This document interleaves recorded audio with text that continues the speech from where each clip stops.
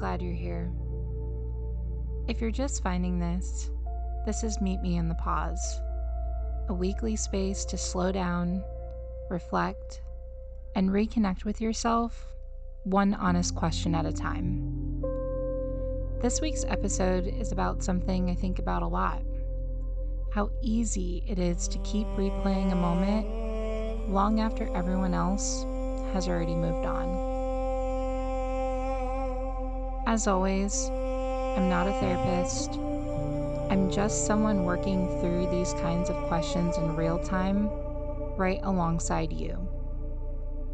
So if any of this sounds familiar, this space is for you. You don't have to do this perfectly. You just have to be willing to step away for a few minutes and meet me in the pause.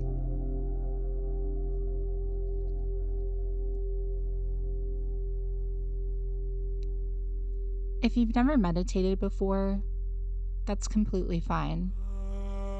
There's nothing to get right here.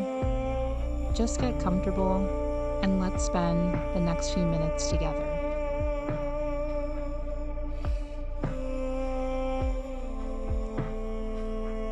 One of the things I love most about meditation is that there's nothing to be good at. No gatekeeper, except your own thoughts. So wherever you're sitting or lying right now, let that be enough. You don't need the right cushion or the right silence or even much space. And if it feels right, let your eyes close, or just let your gaze drop softly toward the floor.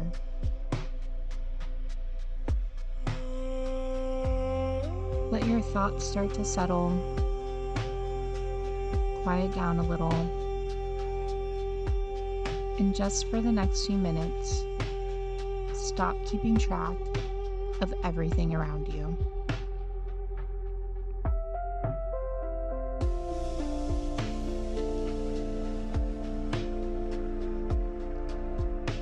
For today's session, we'll practice something called equal breathing.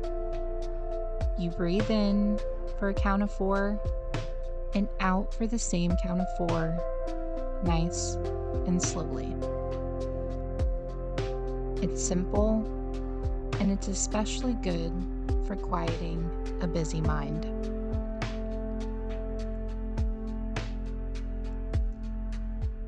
So whenever you're ready, let's begin.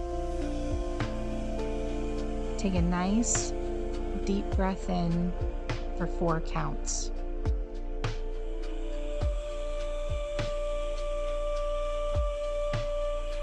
And out for 4 counts.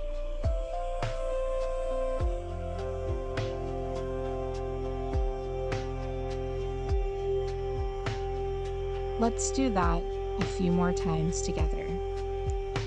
Breathe in.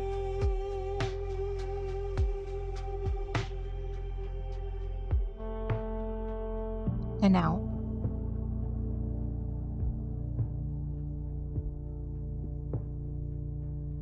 Once more. Breathe in.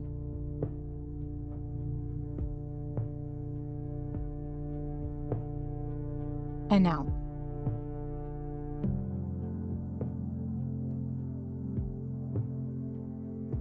And again, breathe in.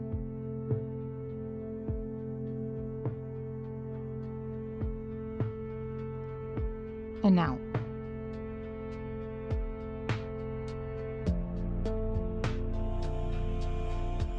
Now let the breath settle into whatever rhythm feels natural for you.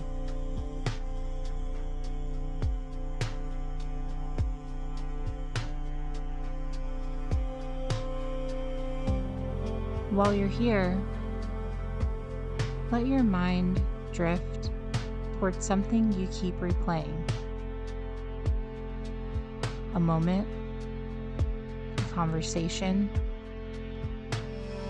something that's already over, but that you're still replaying over and over again even now.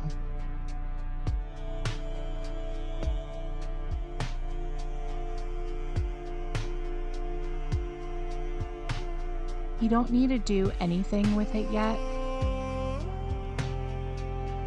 Just notice that it's there.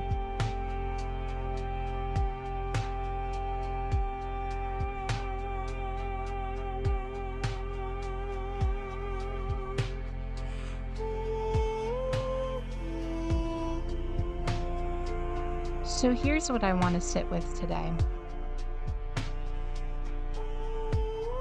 That idea of a thought or a moment overstaying its welcome, long after everything around it has already moved on.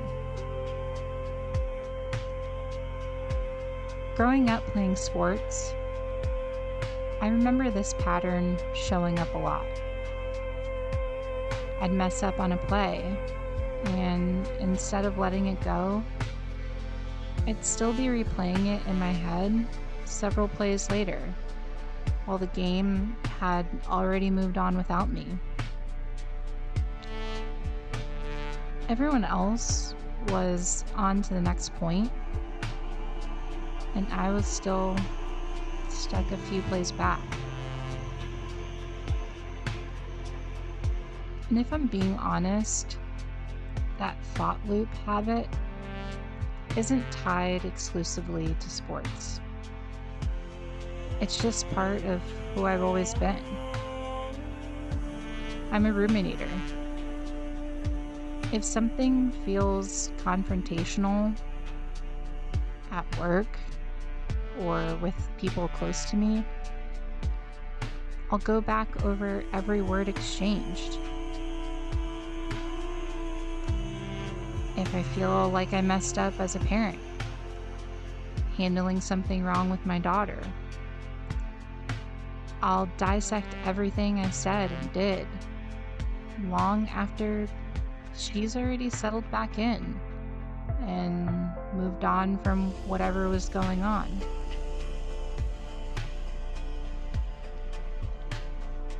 It's not something I love about myself. And it's taken real intention to work on as I've gotten older. But here's the thing I keep coming back to. That thought, that replay, is allowed to show up and hold space for a minute. Feeling something about a mistake or a hard conversation is honest, and it shows you actually care about how things turn out.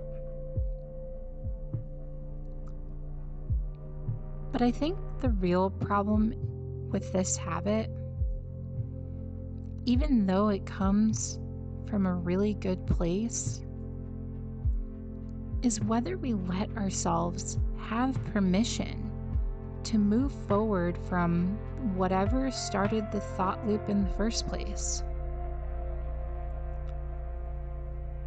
The best way to think about it is to treat the thought like a guest in your home. It's allowed to come in, to visit, to sit for a while, maybe even stay the night if it needs to. But it's not supposed to move in permanently and redefine the whole dynamic of the house. I think noticing that you actually have some control over how much energy you give a thought is the real shift.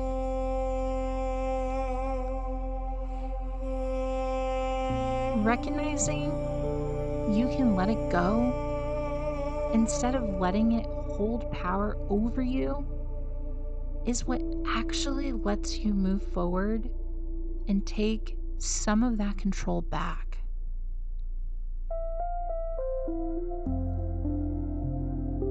So maybe the practice isn't never ruminating again. Maybe it's just getting a little quicker at noticing when a thought has stayed longer than it was ever supposed to, and giving yourself the permission to let it go.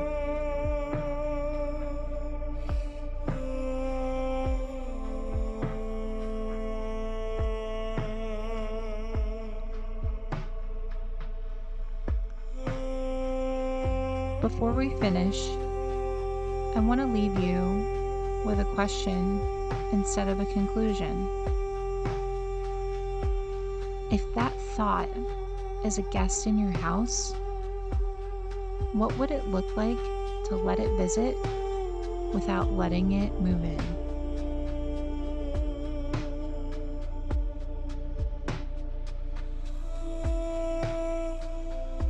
I don't need you to have the answer right now. Just noticing you get to decide how long it stays is enough for today.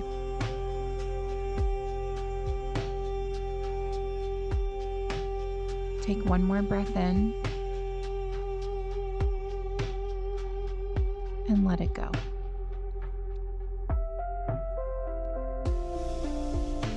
And when it feels right,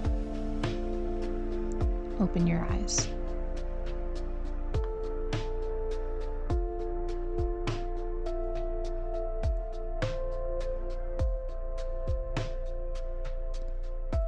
Thank you for giving me a few minutes of your day. I know how hard it is to step away from everything else, even briefly. So having you share this space with me while you do is a gift I'm grateful for. If something today stuck with you, maybe your own version of our sports moment, or a conversation you're still replaying, I'd really like to hear it. This process works better as something we think through together, because honestly, I'm not ahead of you here. I'm right next to you, asking the same questions. Next time, we'll sit with a different question. If you could sit across from a younger version of yourself during a hard decision, what would you want them to know? As always, be a little gentler with yourself, and tune in next week for another Meet Me in the Pause.